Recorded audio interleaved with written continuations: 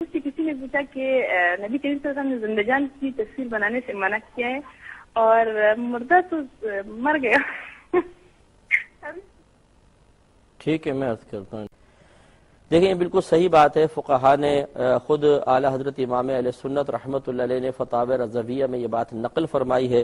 کہ اگر مردے کی پکچر کھینچی جائے، تصویر کھینچی جائے تو یہ مباح ہے، کیونکہ نبی کریم صلی اللہ علیہ وسلم نے جاندار کی تصویر بنانے سے منع فرمایا، جبکہ مردہ جاندار نہیں ہوتا ہے.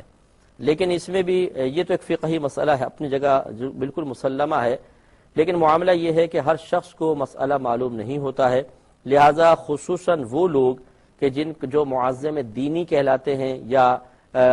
جیسے عالم دین ہیں، کوئی مفتی ہیں، کوئی شیخ وغیرہ ہیں، وہ بذات خود تصویریں نہ کھینچیں، ورنہ لوگ اپنی جہالت کی وجہ سے ان سے بدگمان ہوں گے اور ان کی غیبت میں مبتلا ہوں گے، قلبی غیبت یا زبان سے غیبت کریں گے اور ہلاکت کا سامان پیدا کریں گے. اس لیے بہتر یہ ہے کہ اس قسم کے جو افراد ہیں، ان میں امام بھی آ جاتے ہیں، مؤذن صاحب ہیں، اور حافظ قرآن ہے، عالم ہے، مفتی ہیں، پیر حضرات ہیں، وہ براہ راست کسی مردے کی تصویر نہ کھینچے تاکہ ان کی ذات سے کوئی بدظن نہ ہو،